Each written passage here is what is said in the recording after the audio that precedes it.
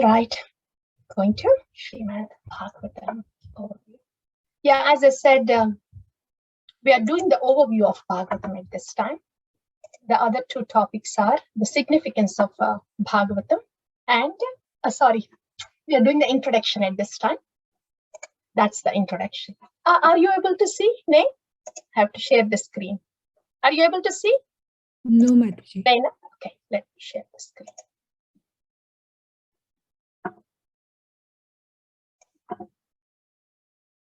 Srimad Bhagavatam. All right. And I'd like to move to the selection mode. Reclaim post.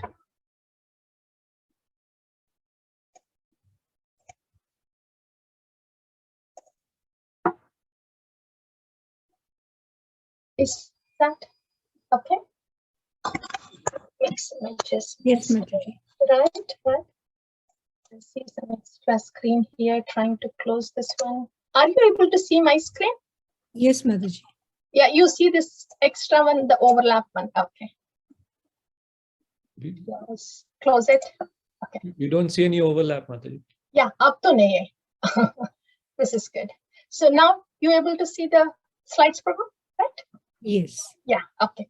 So in the introduction of Srimad Bhagavatam, which we have started last week, we have talked about the beginning of creation, the Kama Gayatri mantra that Brahma received from Lord Krishna through the flute, and how whatever was spoken by Brahma after the realization came out as Vedas. The first one was one Veda.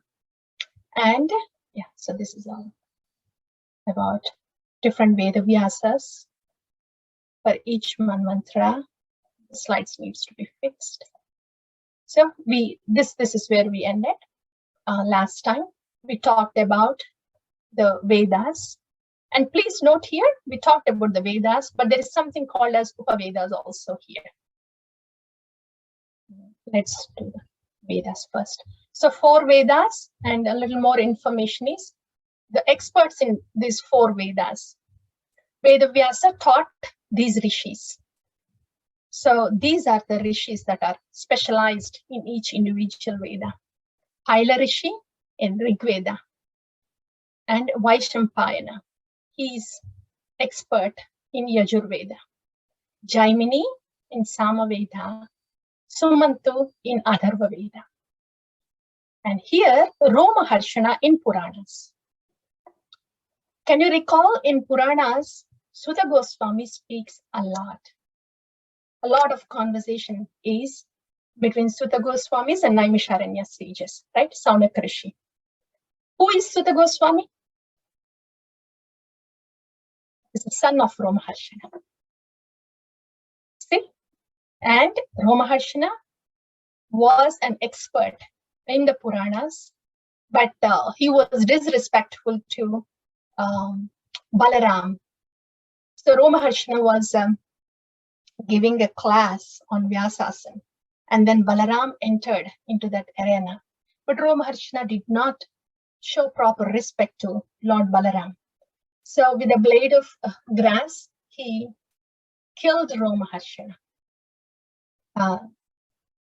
And he made the son of Romaharshana, Sutta Goswami, as a designated person for Puranas. That's why you see Sutta Goswami reciting the Bhagavatam, speaking the Bhagavatam. Okay. That's about Vedas. And as I said, Upavedas. The Upavedas, what are Upavedas? They are the applied knowledge in Vedas, applied knowledge of Vedas. There are 4 Upavedas: Ayurveda, about medicine; Gandharva Veda, about entertainment, music, dance, everything about entertainment is in Gandharva Veda. This is Staptya Veda, about construction; Dhanur Veda, warfare; and Arthashastra, These are Upavedas. Okay, done with the Vedas, Upavedas. And now our focus is on Puranas now. How many Puranas are there?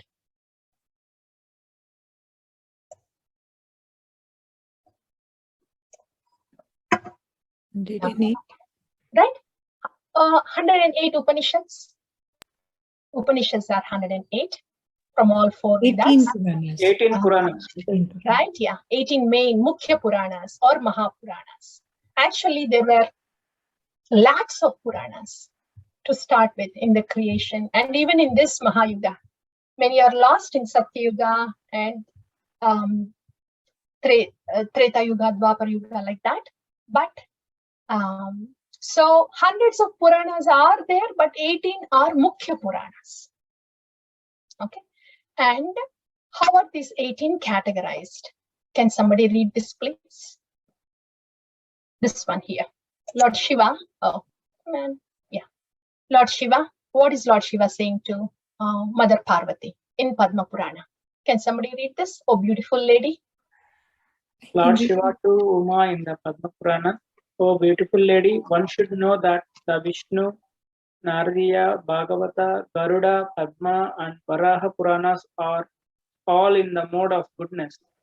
The Brahmanda, Brahma, Vaivarta, Markandeya, Bhavishya, Vamana, and Brahma Puranas are in the mode of passion. The Matsya, Kurma, Linga, Shiva, Skanda, and Agni Puranas are in the mode of ignorance.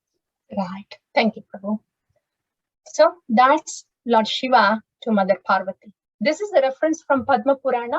There's a reference in Skanda Purana also about how many Mukhya Puranas are there.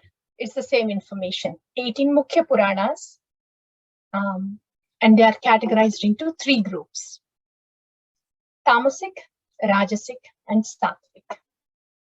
On what basis are they categorized? Based on the modes. Which mode is predominantly glorified in these Puranas, and which deity is glorified in these Puranas. Based on that, there are 3 categories. In Tamasic Purana, ignorance is accepted. Like meat, violence as a part of ritual is okay in Tamasic Purana. That's why in Linga Purana or Kurma Purana, Shiva Purana, those are accepted practices in Tamasic Puranas and in Rajasic Puranas also, but not in Sattvic Puranas. So these are to accommodate people who are in mode of ignorance. This is to accommodate people who are in mode of passion, and these Puranas, they attract people who are striving for mode of goodness. And please note, the deity that is glorified and worshipped here is Lord Shiva, here Brahma, and here Vishnu or Krishna. Even though they are in mode of ignorance and passion here in these Puranas, the practitioners of these Puranas, Lord Shiva and Brahma and Mother Parvati, they take care of these worshippers and then slowly graduate them, elevate them towards the mode of goodness. So at some point in their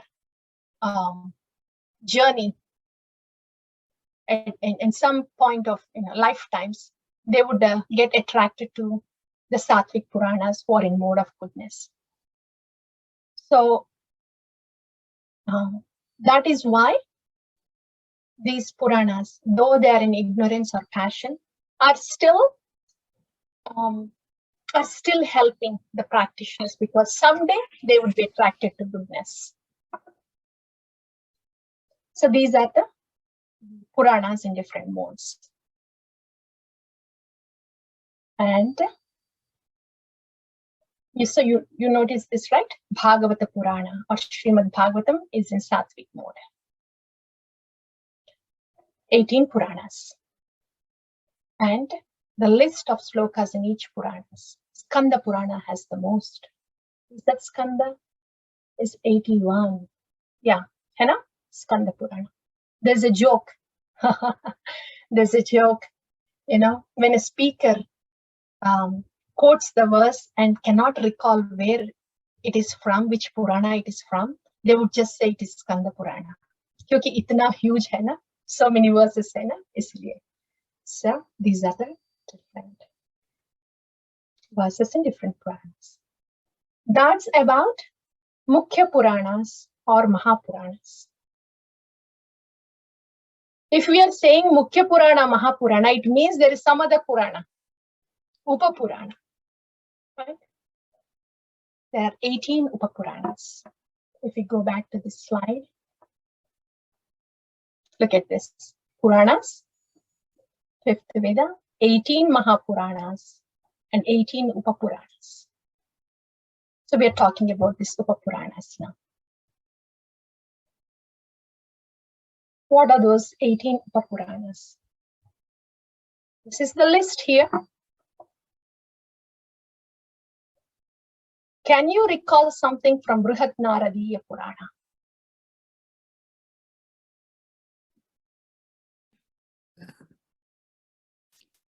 The Harirnam Ev Kevalam. Right.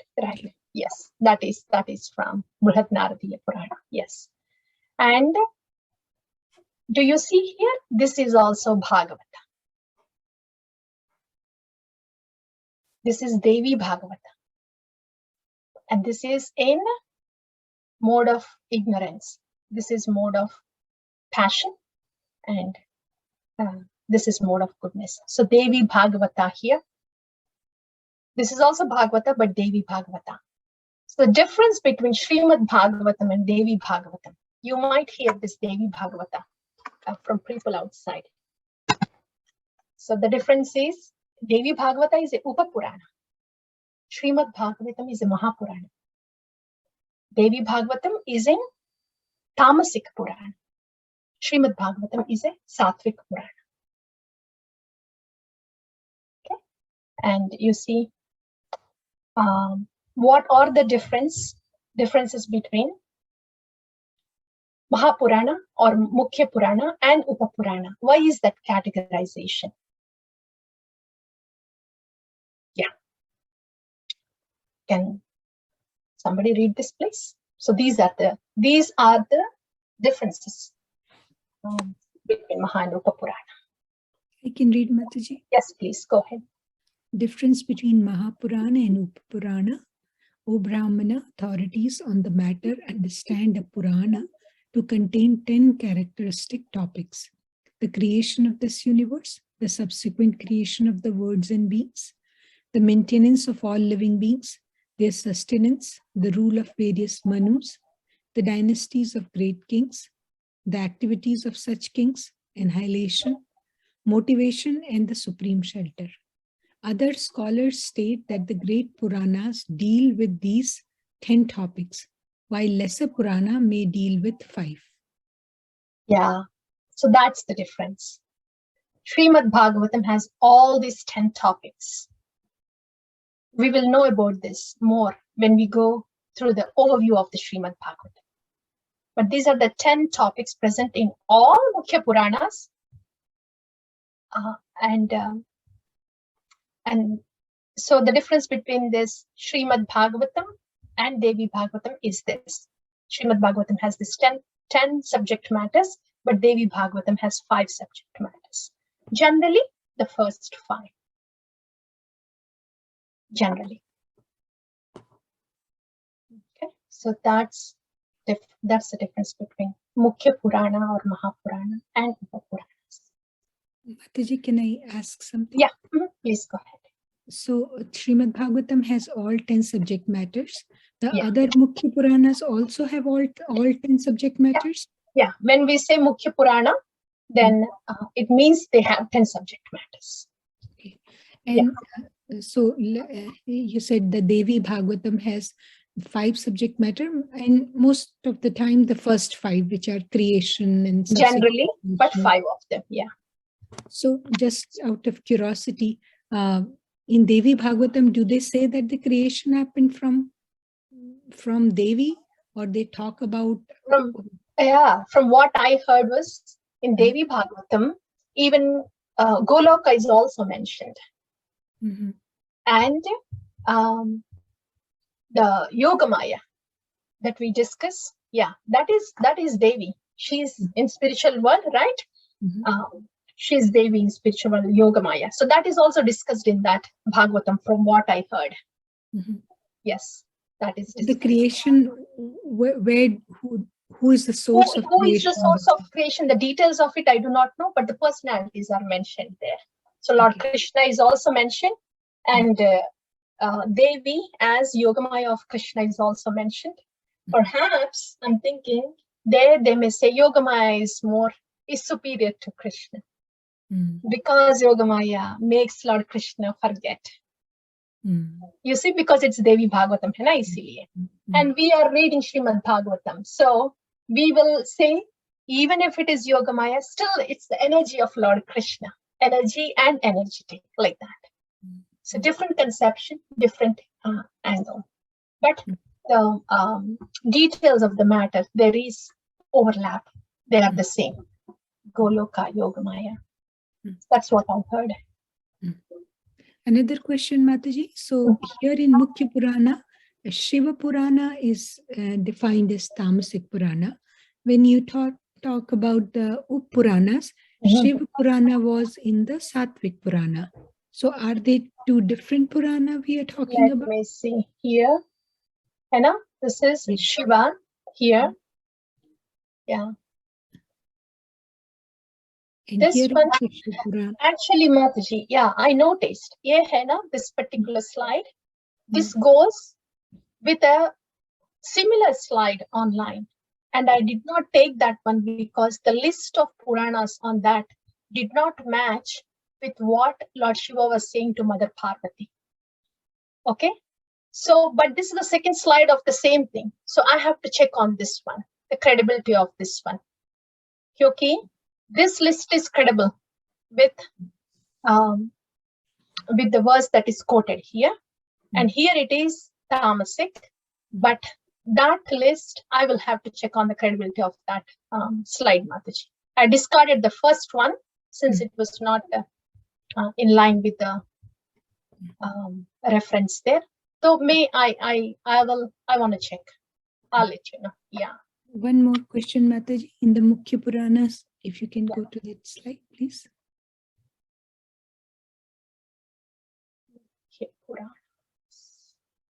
Yeah. So it says Matsya Purana and Kurma Purana. They are also right. Yeah. But Matsya and Kurma, they are incarnations of Vishnu, right? Yeah, that's what I thought too. But yes, this is the category. I haven't read those Puranas, but that's what my thought was too. Yeah. And Mataji, you said that they are Tamasic Purana because the violence and the killing is permitted in the... Is permitted there and Lord Shiva is glorified. Yeah. Okay. This is credible. Yeah, hai na? Even I had that question too, that Matsya and Kurma, if it would fit in Tamasic or Sattvic, since they are the incarnations of Lord Vishnu. But yahan dekhna, this is what Lord Shiva is saying. The Matsya Kurma Linga are falling in this category. So isliye, this is a credible one because this is from Padma Purana, which is saying the Matsya and Kurma are in the mode of ignorance. Though these Matsya and Kurma Purana are in ignorance, my understanding is the incarnation will be mentioned, Lord Shiva will be glorified, practitioners may be permitted to do, some violence like meat eating and intoxication, but at the very end, it would say, if this information is coinciding with Srimad Bhagavatam, then this is more valid. Or if whoever is the practitioner of this should be elevated to more Sattvic mode, and they direct it to Sattvic Purana, like that. That's what my understanding is. Okay. So all of the Tamasic Puranas, Lord Shiva is glorified, Mataji? Yeah, yeah. Even Lord though it's a Kurma, but still. Lord Shiva, Lord Shiva, Mother Parvati, yeah. But as I said, they are glorified, but they would add, like a footnote thing. These deities are glorified, but these deities are the devotees of Lord Vishnu. So take a look at Sattvic Purana, like that, a footnote, directing them to Sattvic. So for those souls who are little receptive to mode of goodness and want to head that way, there is a little footnote like that in those Puranas. Okay, Mataji, thank you. Yeah. And whatever information I am giving is my understanding after doing whatever research and reading and hearing over a period of time. So, but if you all see if there is any different information that's more authentic, please share with us. Mataji, I have one understanding question. When we say the Puranas are in the mode of ignorance, now, like earlier we were looking at us being in the modes. How are Puranas to be seen as in the modes? Like Puranas are Puranas, and how we interpret them is in our mode, right? Yeah, Puranas are Puranas. Lekin kya hai ki in these specific Puranas, they permit the readers, violence and meat eating is permitted in these Puranas. So this literature supports and encourages meat eating and intoxication. But this literature in Sattvic Puran do not permit or encourage intoxication or meat eating. So that way, they are different. And that's why they are called Puranas in ignorance. And what it means is those Puranas where they permit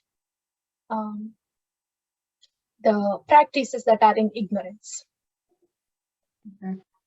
And the next question is, why should it be like that? If this is an authentic information, if the goal of the life is go back to Godhead, and if meat eating and intoxication is not good, why is this particular group of Purana encouraging meat eating, intoxication like that? That's the next question. And the thing is, there are 8,400,000 species and different modes of combinations. So all of us are different. The whole Brahmanda is not filled with Sattvic people only, not with Rasic people only. The Brahmanda will not be complete without Tamasic people because there are 3 modes. So that's why for those people who are more in ignorance, for them to hook up to the, to keep them in the Vedic umbrella and for them to give faith in something supreme, while they practice their ignorant way of practicing, this Tamasic Purana, they give a little room for them to practice what they want to, but still be in the Vedic umbrella. So one day they will be slowly promoted to Tamasic, Rajasic, and Sattvic. That's why this kind of literature is also there, where violence is permitted, meat eating, intoxication is permitted. Okay. If this is not accommodated in the Puranas, then people who has tendency of meat eating and intoxication, they would fall out of the umbrella of Vedas. They have no place to be in the Vedic umbrella where there is a Supreme Lord and where they will be subordinate to the Supreme Lord. So when they fall out of the umbrella, then there is no hope for them to get from ignorance to passion to goodness. But if they are within the Vedic umbrella, at least someday, they will be slowly graduated to the goodness. And that's why this literature is there for those people. Mataji, is it possible that because we, as human beings, we agree to disagree, and because even with Jesus Christ being so much later after, and there are so many variations in understanding and what is the Trinity and what does it mean to be Jehovah's Witness and all. There's so many interpretations within that. So is it possible, because this is so much back in the past, that element is interpreted by different saints in different way or different writers in different way? The interpretation, room for interpretation is very less here, because the authority is coming from the Vedic scripture itself. There is no room for interpretation. The categorization is authorized, if that is your question. The categorization is authorized. And even if we take the standard of Bhagavad Gita, which is Gita Upanishad, it's called as Gita Upanishad. According to the philosophy also, this is the hierarchy anyway. The mode of ignorance is at a lower level, and passion is intermediate, and goodness is at a higher level, because of the stability and peace and completeness it gives to any living entity. So it matches with the philosophy also. So there is very little room for interpretation here. Okay. Right? Yeah. Hare Krishna. Hari. Yes. Mataji, when we have 6 Sattvic Puranas, right, in the Mukha Puranas, Right. Why Srimad Bhagavatam is so special out of those 6? Yes, that is leading us to the second topic. What is the speciality of Srimad Bhagavatam? Yes. Second question. Yeah. Is there any direct relation, like we have Varaha Purana and Matsya, Kurma? Those are like avatars, right? So is that entire Puranas will be talking about those avatars and the significance of that, or it is just I have no idea, Prabhu. You have to read the Purana and tell me. I have no idea. I'm giving you a general understanding of what the Puranas are and how they can help a reader to practice whatever mode they are in, but slowly be directed to the upper modes, like goodness. So that's a general understanding. But I haven't read those Puranas yet, Prabhu, but I have a desire to at least know what is in there. So maybe when I retire, Prabhu. Up though I don't know. I didn't read. Whatever cantos we have in Srimad Bhagavatam, this is all about the devotees, the pure devotees of Krishna. Is it so, Mataji? Every chapter and every... All the cantos? Yes, yeah, I mean, not necessarily, Prabhu. Not necessarily. Whoever the personalities that are present in Srimad Bhagavatam, they can be present in these also, in these Puranas also. Okay. But the conversations of our pure devotees are expounded in Srimad Bhagavatam. And say if there is Durvasa Muni, right? So about Durvasa Muni, what does Bhagavatam highlight about Durvasa Muni episode with Ambarish Maharaj? There Ambarish Maharaj is glorified in Bhagavatam because he's in the Sattvic mode. It's a Sattvic Puran. When you come to Durvasa, I think there was an Upa Purana, right? Like Durvasa. Look at this, Durvasa here. Durvasa is known for anger, the ignorance. Yeah. So there, maybe Durvasa is glorified of his power. When he pulled out the hair, the fire demon came out. Oh, how wonderful is that? And to have that power, you do this kind of austerity, then you get all the power. So Durvasa is awesome. He has such an austerity. Maybe they will mention just a little bit about Ambarish Maharaj because they have to glorify Durvasa. Like that. So personalities may be present, but the message is glorified accordingly. Here the Sattvic messages are glorified, and here the power, Tamasic messages, the anger, the power, they may be glorified. Okay. Correct. Yeah, Hari. Okay. So that's Mahapurana, Upapurana, and the questions pertaining to that. The next topic, this is gradation of Puranas. We already touched base this one. What is the what is the role of, or what is the need of Puranas being in tamasic mode, rasic mode. We just discussed to accommodate different kind of people, so they can do some kind of Vedic practice and gradually get upgraded to Sattvic Puran and then to transcendence. That's why. Okay, the next one. Actually, yeah, this is the answer to your question, Prabhu. Praveen Prabhu. What is the specialty of Srimad Bhagavatam? See, these are all Sattvic Puranas, Mahapuranas. Then why is it Srimad Bhagavatam so special?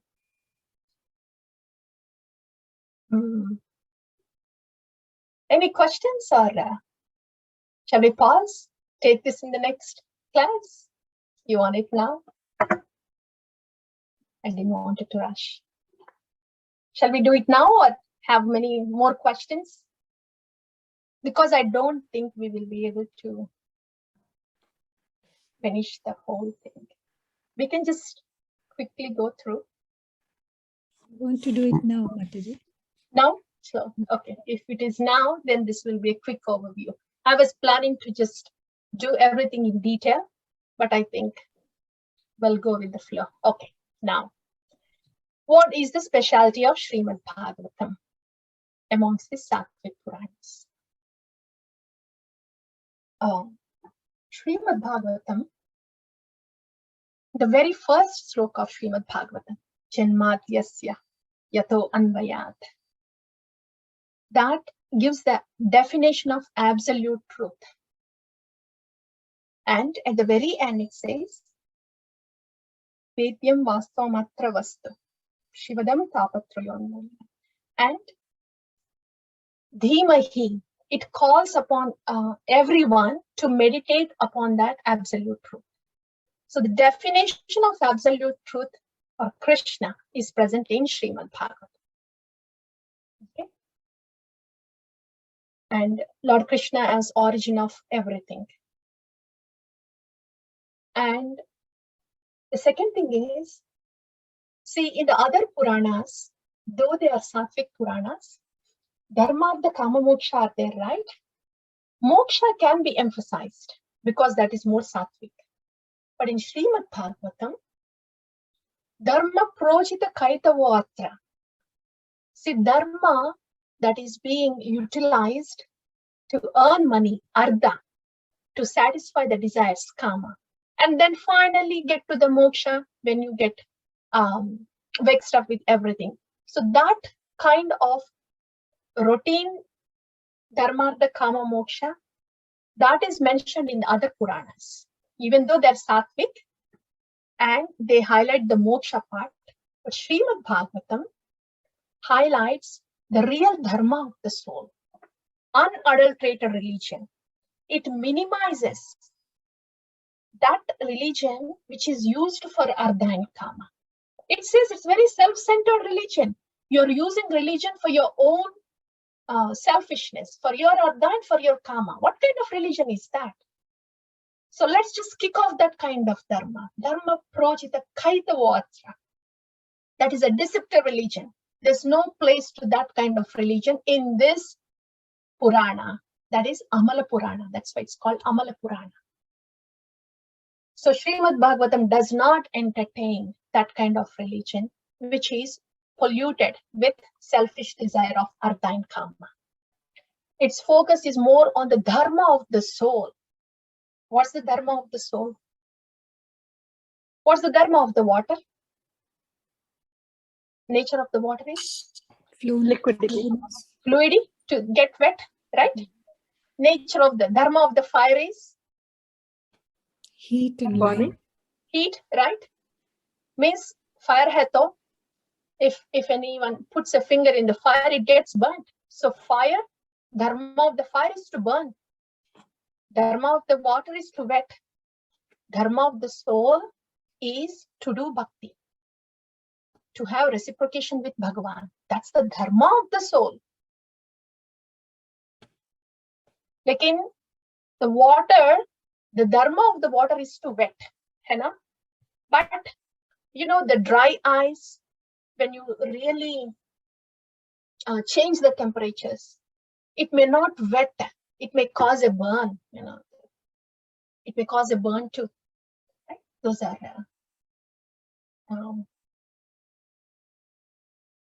are the burns when we go out in the snow when the temperature is so low. So that is also there. So the actual dharma of the water is fluidity to wet, and it will not burn. But when the temperature is changed, it can cause bites, frozen bites, because the dharma has changed for the water. By changing the temperature, the nature of the water has changed temporarily because of the change in the temperature. In the same way, the soul's dharma is to reciprocate with Bhagavan. That's the actual dharma of the jiva, of all the living entities. But as a change in the temperature, we are put in an unnatural environment of modes. Isliye, we are not doing our dharma. We are not reciprocating with the Bhagavan, super soul, because we are in an unnatural condition. Srimad Bhagavatam teaches us to revive our natural condition. It takes away all the unnatural conditions, the effect of modes, so the soul can reciprocate with the super soul. That is Amala Purana. That's why it has no, Bhagavatam does not appreciate anything less than re-establishing the dharma of the soul, which is reciprocation with Bhagavan. Right? Amala Purana. And even more sweeter than that is not only reciprocation with Bhagavan, unlimited, unconditional, spontaneous reciprocation with Bhagavan. That is Krishna Prema. The gopis we have discussed in the previous classes. There are many kinds of devotees. There are devotees in Vaikuntha, there are devotees in Dwaraka, right? And we talked about that pastime where Lord Krishna says, I have a headache, Narada, can you please get some dust from the foot of my devotees? So Narada goes and asks in Dwaraka, and the queen says, oh no, how can I am a wife and my foot is on the forehead of my husband. No, I'm going to go to hell. Nothing doing. So they were also devotees, queens of Dwaraka. But they were conditioned. They were conditioned like, I am wife. I cannot do this. I will go to hell. But when it came to gopis, they're like, how much food dust do you want? Did you get enough buckets? We want to give all our food dust. So that was unconditional. They didn't care about them going to hell. They didn't care about their reputation being spoiled when their name is tagged with Krishna. So that was spontaneous, unconditional flow of reciprocation of a soul to the super soul or Bhagavan is Krishna Prema. And that is described in the very third sloka of the first canto, first chapter of Bhagavatam. Nigama kalpataror khalitam phalam sukhamukha amrita dravya samyuta pibata bhagavatam rasamalayam muhuraho rasika bhuvi bhavukaha. Nigama or Vedas. Vedas are like kalpatarun. Nigama kalpataror khalitam phalam. And the fruit of this Vedic tree that is very much relishable is Srimad Bhagavatam. Oh human being, oh person, what are you doing sitting there not relishing this yummy rasa of Srimad Bhagavatam? Just drink the nectar. Drink it constantly, continuously. Muhuraho rasika, oh relisher of the rasa. Drink this pure bhakti rasa constantly. Bhuvi bhavukaha. That's present only in Srimad Bhagavatam. Who is the Rasaraj. Among all the incarnations, who is the Rasaraj? Who is the personification of all the rasas? Yeah. Krishna. Why is he called Rasaraj? Because he reciprocates in all 5 rasas. Lord Vishnu doesn't reciprocate in all 5 rasas. Right. Lord Krishna reciprocated in all 5 rasas simultaneously. Also in Vrindavan. Right? Yeah. So there is parental rasa, there is conjugal rasa, there is Sakya rasa, Shanta rasa, right? And Sakya, Shanta, then Dasya rasa. All those rasas, like Lord Krishna, when he was walking in the forest, the trees, the plants, which cannot actually reciprocate, they're said to be in Shanta rasa by some acharyas. And then the servants of Nanda Maharaj who take care of Krishna, they are said to be in Dasya rasa. And Sakya rasa is all the gopas, and parental rasa. Vatsalya is the parents of Lord Krishna, and Madhurya rasa, gopis. So Lord Krishna was in Vrindavan, reciprocating with all his devotees simultaneously in all these rasas. Personification of all the rasas. He is the Rasaraj. Srimad Bhagavatam is about this Rasaraj.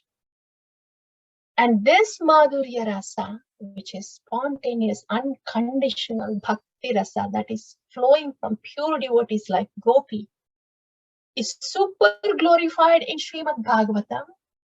And Srimad Bhagavatam directs everybody to reach that goal of unconditional love.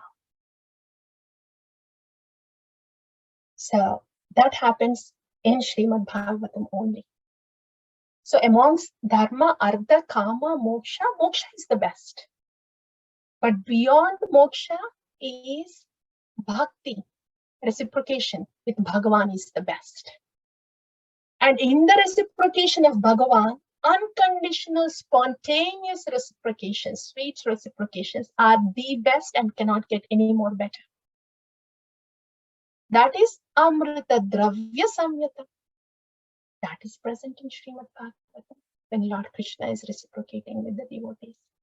That's the speciality of Srimad Bhagavatam. We are all souls. Mamayvamse Jiva Loke Jiva Bhuta Sanat. Srimad Bhagavatam is inviting all of us. Hey, don't just stop saying that you are souls. That is in Bhagavad Gita. You have realized you are souls. But do you know what your dharma is? It's bhakti. That happens in first few cantos of Bhagavatam. And when it gets to the 10th canto, when it comes to the pure devotees, spontaneous, unconditional love, there it's not just bhakti, but unconditional, spontaneous love for Krishna, which is Krishna Prema, is glorified. That's present only in Srimad Bhagavatam. We are the souls, and that's our goal there. Spontaneous, unconditional, sweet flow of bhakti to Bhagavan. That goal is present in Srimad Bhagavatam. Srimad Bhagavatam directs us, encourages us to get to that goal. That's the speciality of Srimad Bhagavatam. You don't find it in any other Mahapurana, even if it's Sattvic. At the most, it can get to opulent rasa, like Dwaraka is opulent. That's it. Still conditional. If Bhagavan is not opulent, then I don't know if I would worship or not. That's the condition. You see. All the Vaikuntavasis, they know Bhagavan is Akhilanda Koti Brahmanda Nayaka, and that's why the praises go on. In Vrindavan, nobody cares if Krishna is Bhagavan or not. They're just after his sweetness. Unconditional. There is no condition that I would worship you or I want to reciprocate with you only if you are Bhagavan. That's a condition Vrajavasis. They don't care if Krishna is Bhagavan or not. So when the sweetness of the absolute truth is predominating, the love is more unconditional. When the opulence of the absolute truth is predominating, the love or reciprocation is more formal. So other Puranas in Sattvika category can get till the formal reciprocation of bhakti. But Srimad Bhagavatam takes us further. I will pause here and see if you have anything to say. We can continue with the rest, but I don't think we will be able to complete it today.